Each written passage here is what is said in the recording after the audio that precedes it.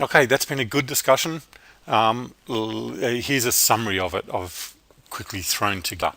Your first point was that if you've got more money and you've got more resources available to you, whether it's through family connections or whatever, then you're better able to access legal advice and resources. So even if the system is fair, access to it can be unequitable. And also the people that make the decisions, both in the courts, in a court case, or in actually writing the laws, the decision makers tend to relate more to people who are from their own class or their own, I use class, their own gender, their own culture, their own background. When they're making decisions, when they're writing laws, ignorantly or otherwise, they may be trying to do the best thing, they may be trying to write equitable laws, but they just don't have that experience of what it's like to be to combine all of your ideas: female, homeless, Aboriginal, migrant, non-English speaking background, and poor. So, and or poor, any of those together, and combined with that, even if you've got them access to legal advice, and even if the law was a fair one, the actual language and the processes are unfamiliar to people. So you guys mentioned the court system itself, being in court, people aren't used to that.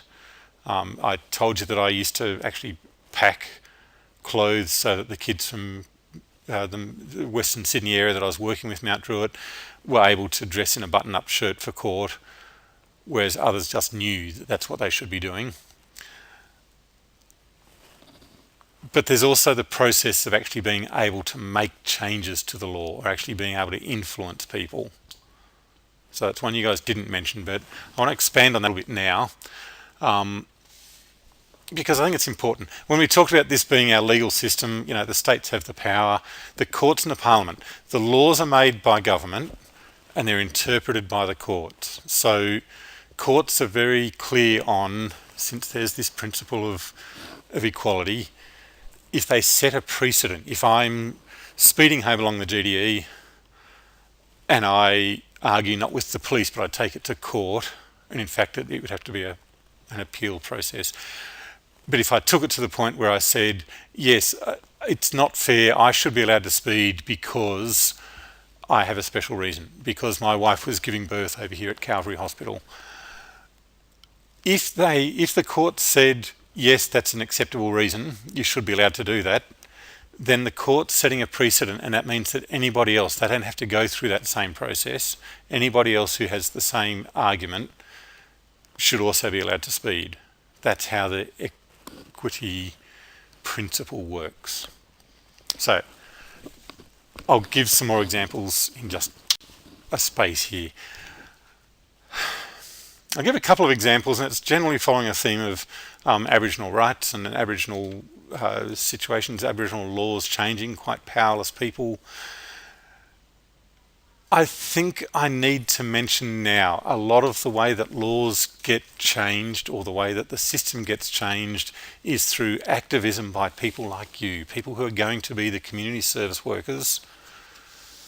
There's other industries too, so the Business Council will lobby government, there are various others, farmers and so on. But we have a part in that.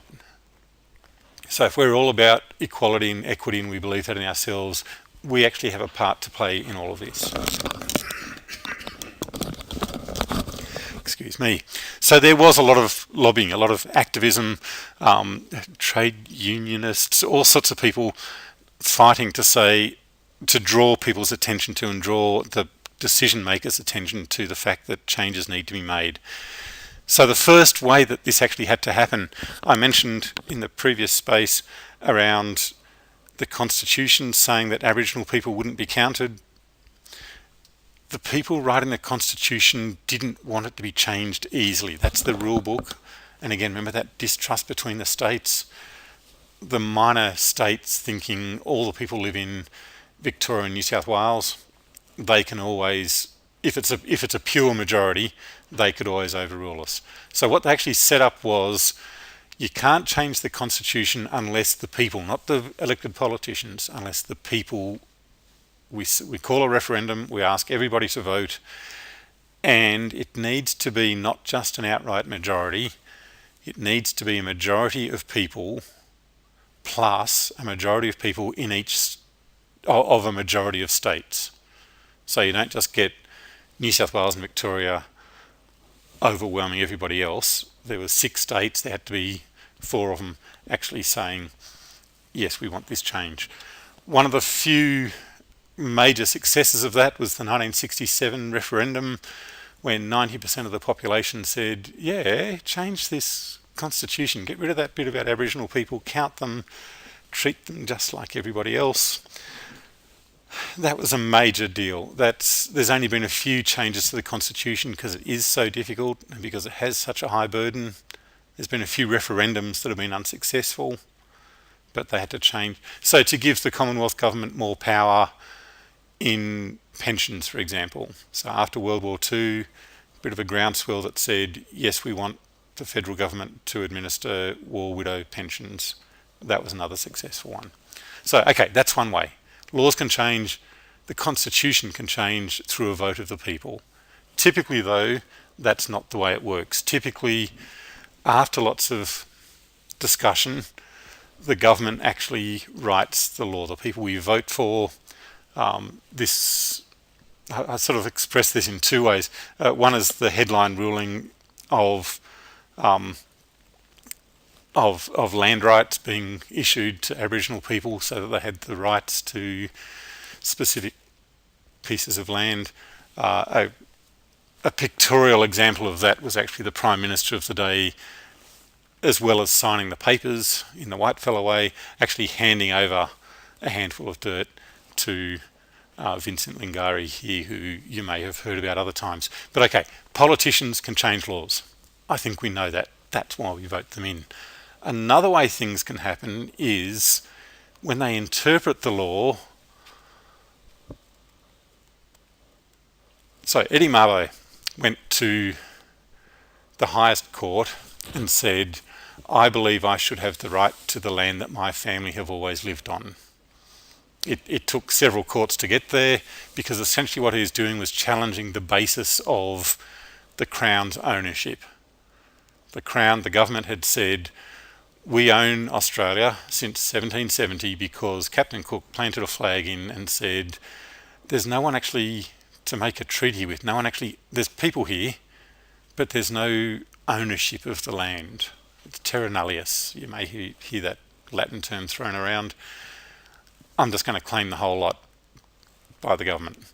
That's the basis of the ownership of the land by the king at the time, the queen now.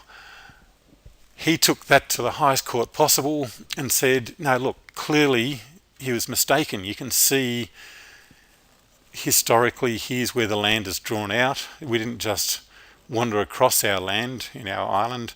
We actually clearly owned it. You can see here's the boundaries. This is my family's land, that's their family's land, etc.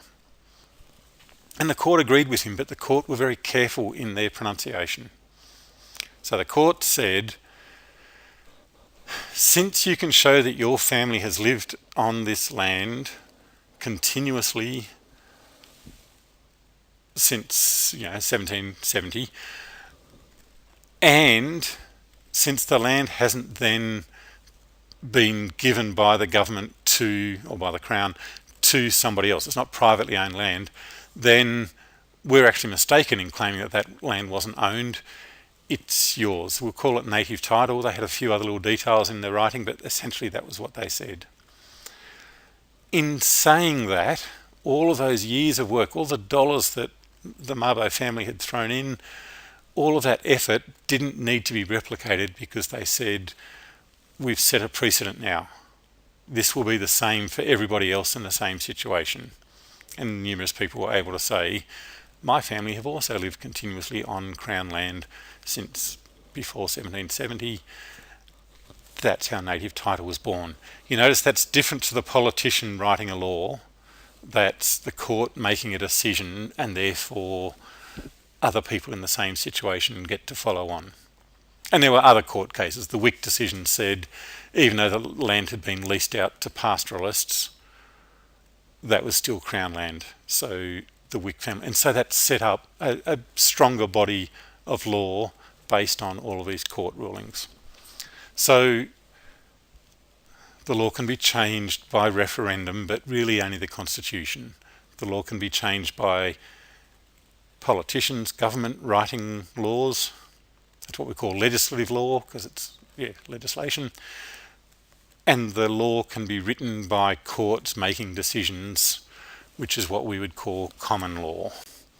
So that interpretation by the courts, by the men in the wigs, actually is the outpouring, if you like, of the equity under the law principle. Is that making sense? Okay, so it's written. So that's common law. When I talked about common law earlier, some of you had definitions. If I was to summarise it in just a couple of words, I'd say it's judge-made law. So if that's what you've got, laws made by judges, then it's really the judges saying, this is our interpretation of what we all knew as the law in the first place. If you want to get technical on that one, but that's, if your definition was kind of close, yours was, well done. Okay, so showing me the paper here. Yes, that it's judge-made law written on the piece of paper. Everybody can see that there. This person is very clever. The rest of you, I'm hoping you learned something today. Legislative law, common law. So I think we've got a bit of overview here. Let me just give you a quick rundown on how the acts and the common law and the subsidiary laws work together. When the politicians write the law in the first place, they write what we call a bill. You notice it doesn't have the Crown seal at the top there. One thing I just want you to note on this: an act is not a bill is not an act. All acts were once bills, but until they have voted on it and passed it, it's not legal. So sometimes you'll see sensationalist newspaper stories talking about, there's this bill. Just take that with a grain of salt. Sometimes bills are written to raise discussion. Nevertheless, we have a couple of laws here. The Drugs and Dependence Act is one. The government, this is a state law. And you can see it's passed. It's got the Crown, it's got the seal at the top there that says, yes, this is an actual act of Parliament. So they make the act. But part of that, technically the Queen, because of the way our Constitution is written, the Queen does technically still sign off on all of these things. And there's a bit of discussion there with the governors and things. But that's a technicality. Part of the act, in the fine print, because legislation, the politicians only meet 6 months of the year. The rest of the time they're busy doing other stuff. Sleeping with their secretaries. Thank you for that example. They're doing all sorts of stuff. They will write the gist of the act, but they will also sometimes mention, for example, in this one, that there might be regulations made for this act as well.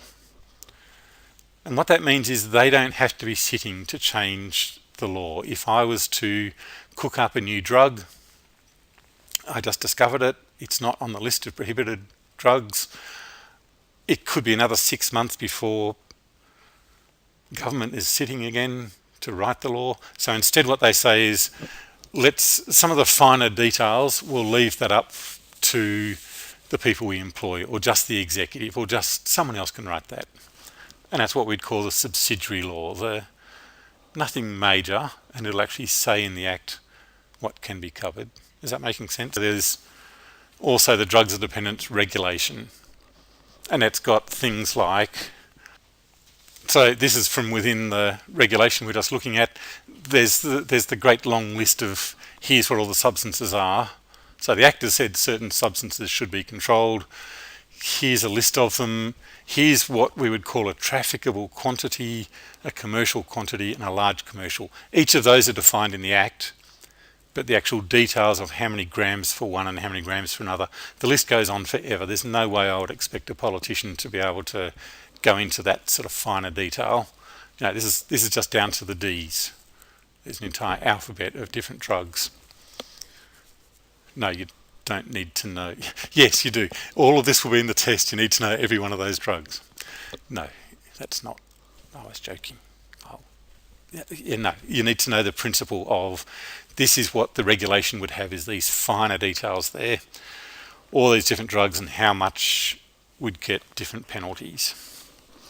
3 tea bags. If you're really trying to work out what we mean by a gram, I've been told 3 tea bags will get you there. That's the equivalent of a gram, a tiny little amount.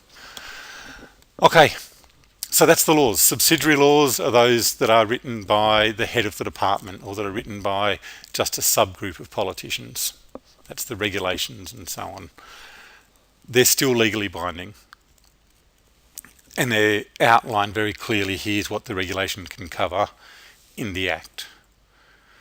And then it goes to court and the judge can rule on the finer details. So there was a case of a woman who was selling what she thought was ecstasy but turned out to be sugar, and she argued that she wasn't actually selling drugs, but the court ruled no, that's you intended to be. They made a ruling, and that set the precedent for anybody else who also sells sugar thinking that they're selling ecstasy.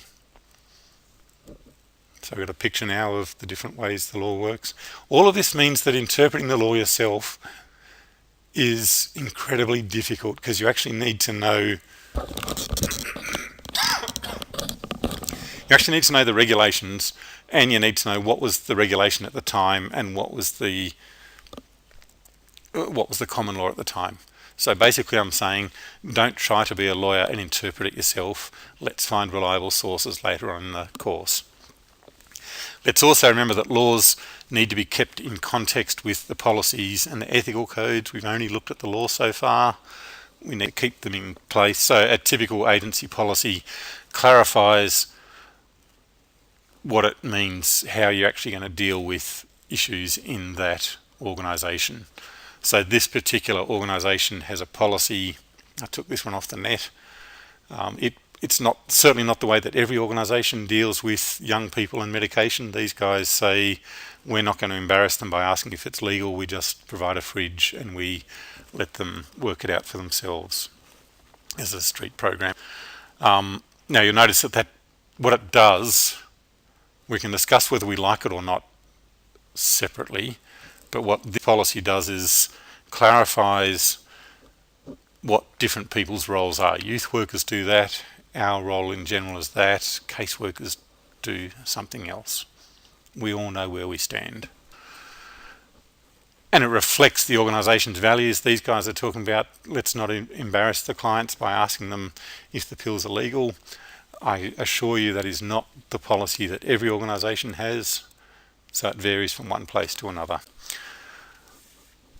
I think we've got a picture there of how it fits together. We can see that when we're just talking about the law, we've got a general overview. We can see how they all fit together. That's all I was aiming for today.